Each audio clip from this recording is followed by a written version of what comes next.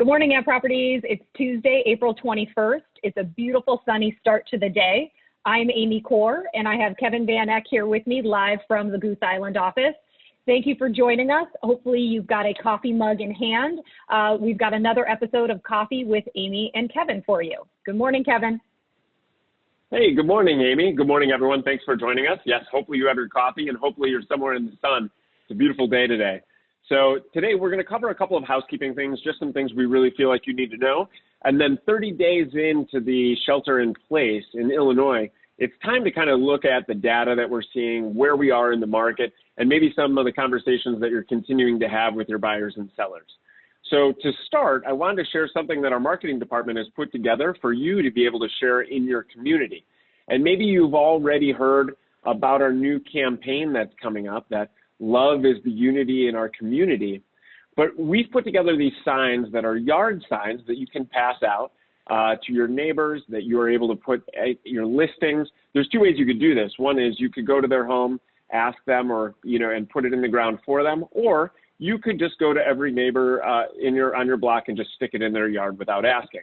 I would recommend that you do the first and that you actually ask them, and it's a good way to connect with people. Of course, contact lists, you can offer to put it in their yard for them, but something for you to share. So how do you get these signs? You can get these signs by emailing your front desk office. Your office manager will be able to help coordinate with you to get the signs for you. Awesome. And hopefully everyone does that safely. We don't want any strange arrests going on in any of these communities around here. Moving on, we wanted to talk to you a little bit about the perfect listing presentation. I had the opportunity to do a virtual session last Wednesday and Thursday.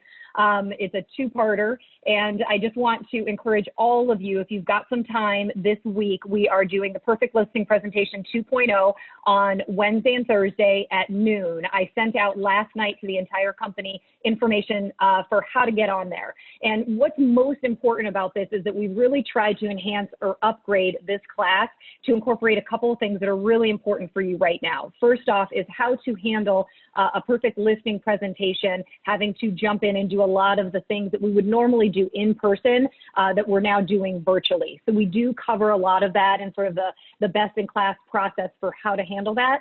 We've also really updated a lot of the scripting. A lot of the feedback that we have gotten is, there are a lot of objections and certain roadblocks that we get with clients when we are trying to work with them on the potential of listing their home. So we've really put together some great scripts for you. If you cannot make it, we will go ahead and video it, and I will post that afterwards. But if you want to be able to participate live, please join us Wednesday and Thursday. Myself and Paul Blackburn will be hosting. So thanks so much.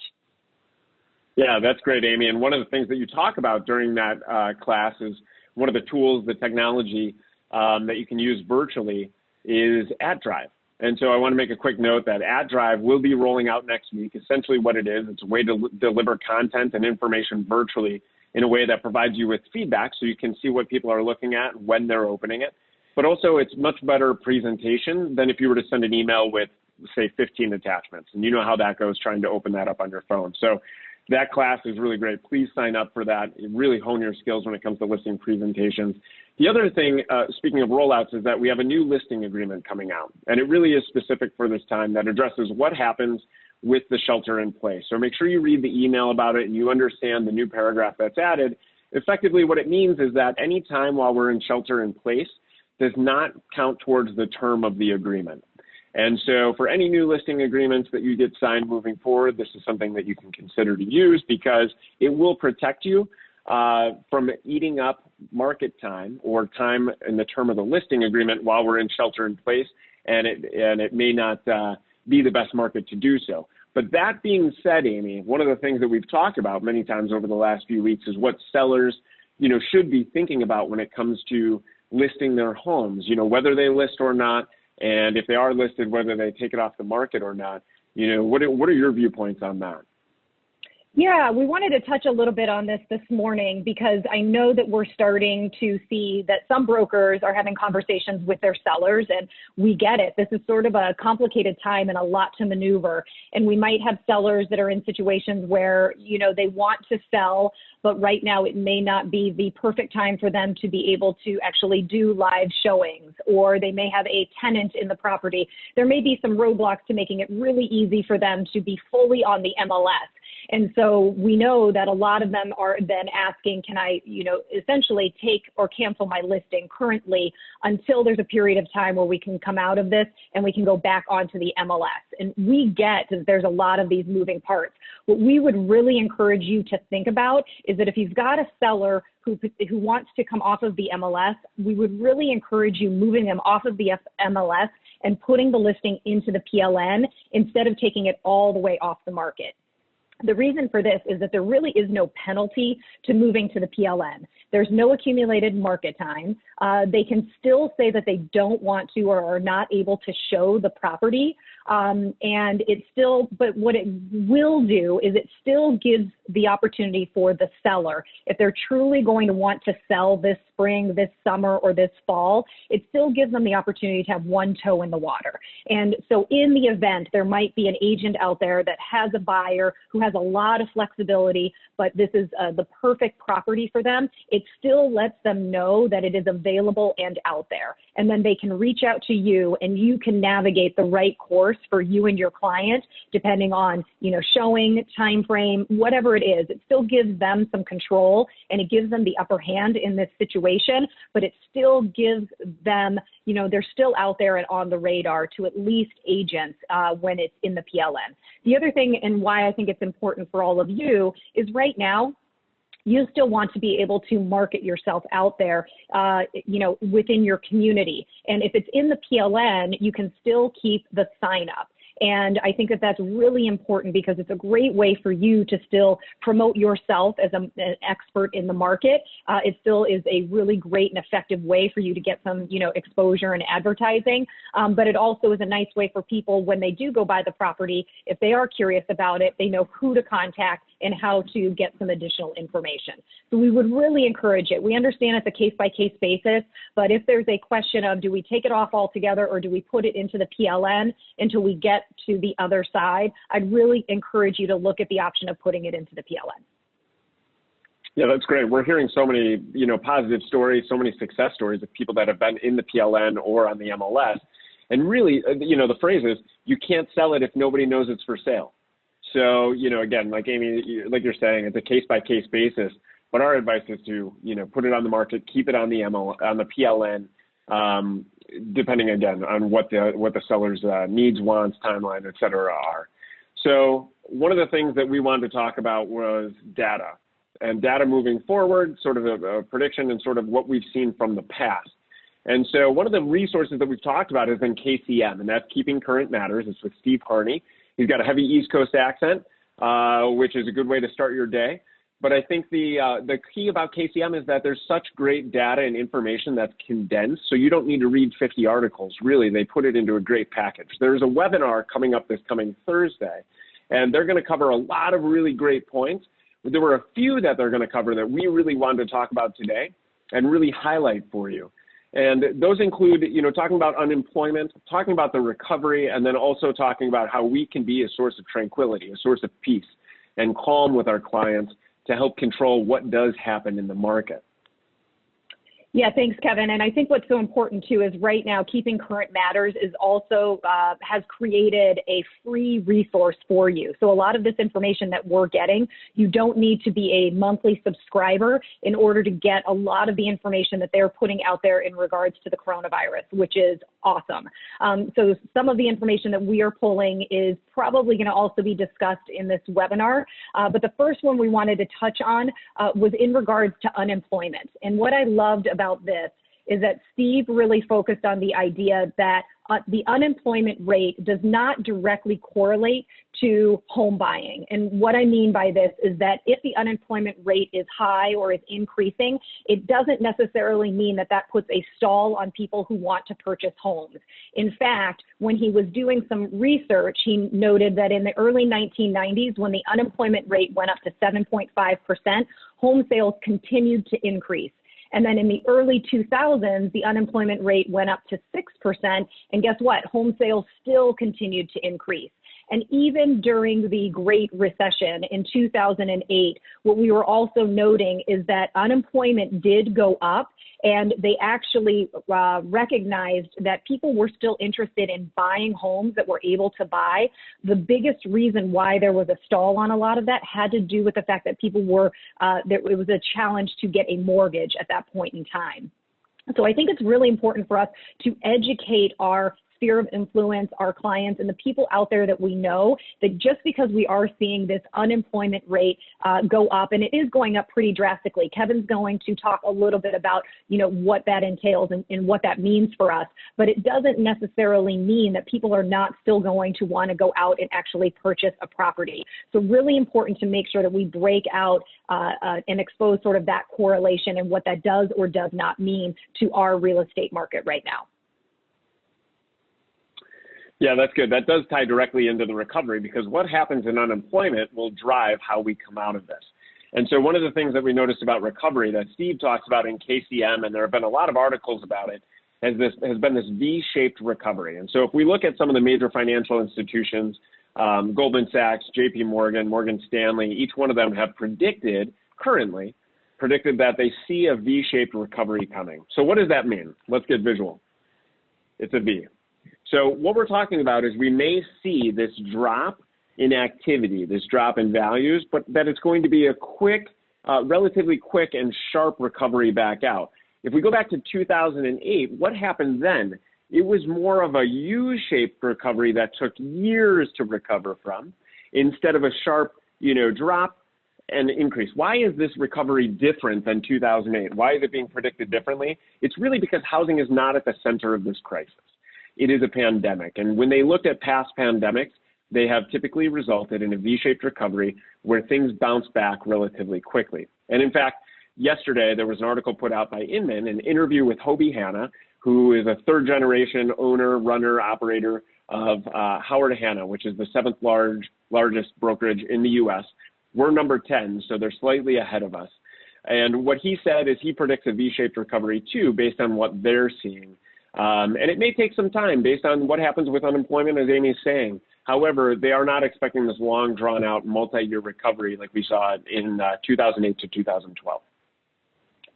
Yeah, and I think it's also really important to note that when you look at the unemployment, and there's going to be an actual chart or a slide that we're going to send to you, is when you look at the largest population of unemployment right now, a lot of that has to do with the hospitality and entertainment industries, because let's face it, right now, we are all sitting at home, so we're not going to restaurants, we're not going to movie theaters, we're not doing a lot of the things that, for that segment of the economy right now, we are normally fueling. What the economists anticipate is that, and it's going to take a period of time. I mean, we do have to come out of this safely, but the idea is that once we do, we are going to want to go back. We're going to want to go out to dinner at restaurants and start re-engaging into those industries, and they're going to immediately need to bring those people back in. So, it is going to be a period of time. We're going to have to see how it goes. But, to me, I think it's really important for us to understand kind of what's happening when we're looking at these unemployment rates. And then that really sort of dovetails into, I think, the last point that I loved that Steve made, in his most recent, KCM blog or conversation.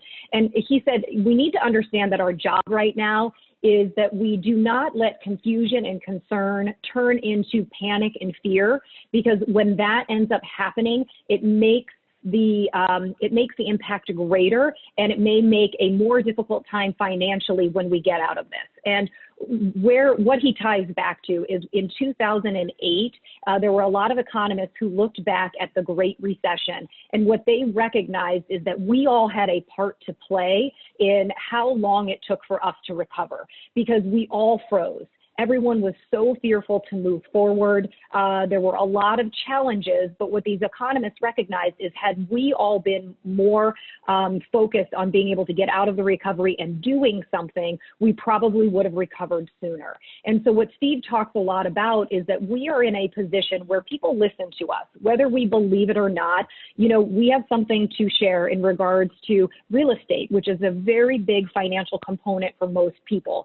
So I think what we need to recognize is as brokers, we can help set the tone of messaging of how we're going to come out of this.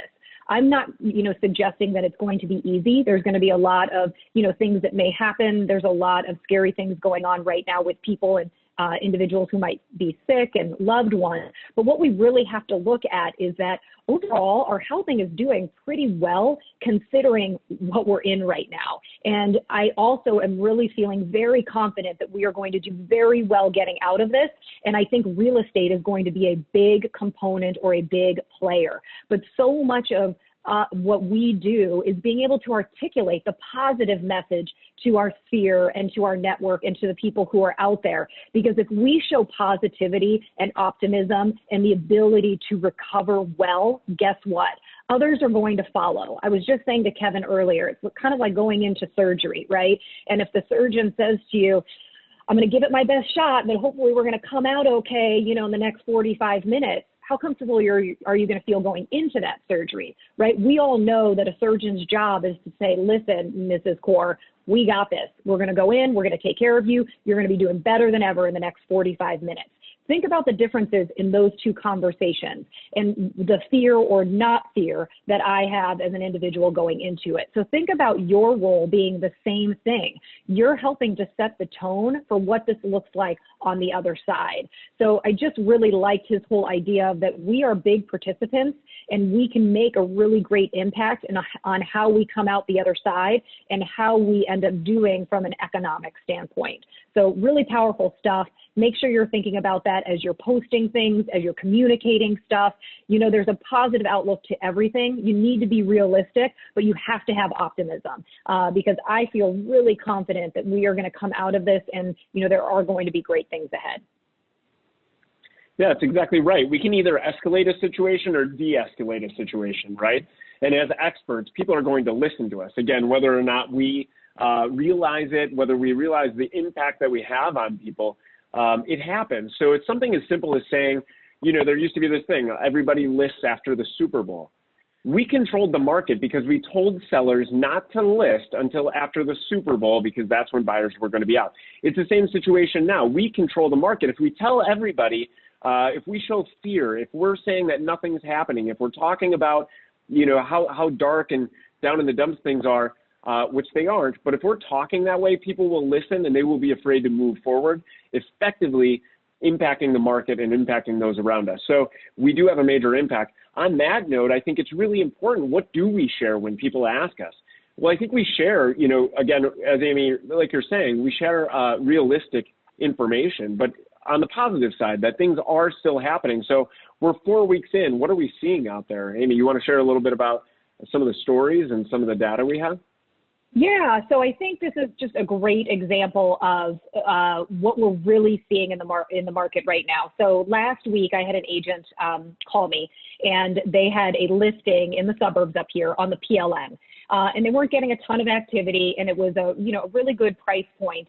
And the agent said, I need to figure out how to guide my clients. Do we stay on the PLN or do we move to the MLS? And, I'm a big proponent of the idea that right now everybody is home sitting online looking at properties. If they are in the PLN, then unless people are getting access to Zenlist, they are not seeing everything that is in the PLN marketplace. So for the PLN, you are relying on other brokers to make sure they are letting their clients know about the properties that are listed there. And so I said to her, if your clients want to sell, they need to get onto the open market. You need to get them to the MLS. And she was a little bit nervous. She said, what if we don't get any activity? I said, then you set the tone and tell them, listen, we don't know what's going to happen, but all I do know is that if we want the most eyeballs on your property, we've got to move to the MLS. so that you get syndicated to all the sites where everybody is looking right now. So sure enough, they put it onto the MLS. In less than 7 days, they got it under contract. And, you know, to top that story off, it was actually a city buyer and a city broker who ended up purchasing the property. So I don't think they ever would have necessarily correlated or been able to find it on the PLN. So, you know, stuff is happening. There are buyers out there. People want to purchase. And so I think, you know, that just shows the positivity of what we are seeing in our market right now. So I think you need to make sure to make decisive moves with your clients right now. And I think if they ask you, should we be on the MLS? I think your answer should be absolutely yes. Yeah, that's great. I think being able to convey what's happening out there, understanding, using those success stories, and ask those in your office too. Ask your managing broker, because I'm sure they're hearing success stories. If you're on your next office Zoom meeting, you know, put it out there. Does anyone have any success stories about what's happening with a listing or with a buyer that they have? Because things are still happening, and then you have the ability to share those stories. Even if you don't have your own, you can share those stories with your clients, either compel them to list, compel them to get into the market if it's the right time for them. So now we have an action step for you, because we want to be able to harness and take advantage of this time where there might be listings on the PLN, there might be buyers that are holding off a little bit. We have one of the best tools that any brokerage has out there in the United States, and it's our agent app. And the reason it's really one of these great tools is because we can communicate outside of email and match each other up. If I have a seller and Amy has a buyer, we're able to connect based on the information in the app in an easy way. So this is the action step. Take out your phone, take out your laptop immediately after watching this, and look at your list of buyers. Put them into the property needed category with specifically what they're looking for. If you have a listing that you don't have a property folder for yet, if you have a listing that you are holding off on listing, but maybe you have a listing agreement signed already, make sure you put that into the pocket listings category. Because we've talked about many times, Amy, me, Thad, Mike have talked about how that we expect this pent-up demand, this unleashing of buyers and market activity that's going to happen once we can do this safely. And so you want to be prepared. Put your clients in the best position to be able to take advantage of that pent-up demand that is going to be released. So make sure, two things, put any of your listings that aren't already in there into the pocket listing loop in the agent app, and put your buyers into the property needed category in the app. Make sure you fill out all of the details so that if someone has a listing, they can find you with your buyer, or if someone has a buyer, they can find you with your listing. So please do that today. Take advantage of it. It's going to have repercussions, positive repercussions down the road for you and especially your clients, and you being able to create something unique for them. So thank you for joining us today. We're going to send the slides in this email, so please pull them up. Also visit KCM, keepingcurrentmatters.com. As Amy said, they have a lot of great resources there that are for free now. Also, it's very modest monthly. I think it's $24 a month to join, and then you get access to everything. You can make the decision as to whether you want to do that or not. And please go to the agent app, put in your buyers, put in your listings, and we'll see what happens on the other side. All right, thank you so much for joining us. Amy? All right, thanks, guys. Thanks for listening. Make it a great day, and we'll see you tomorrow.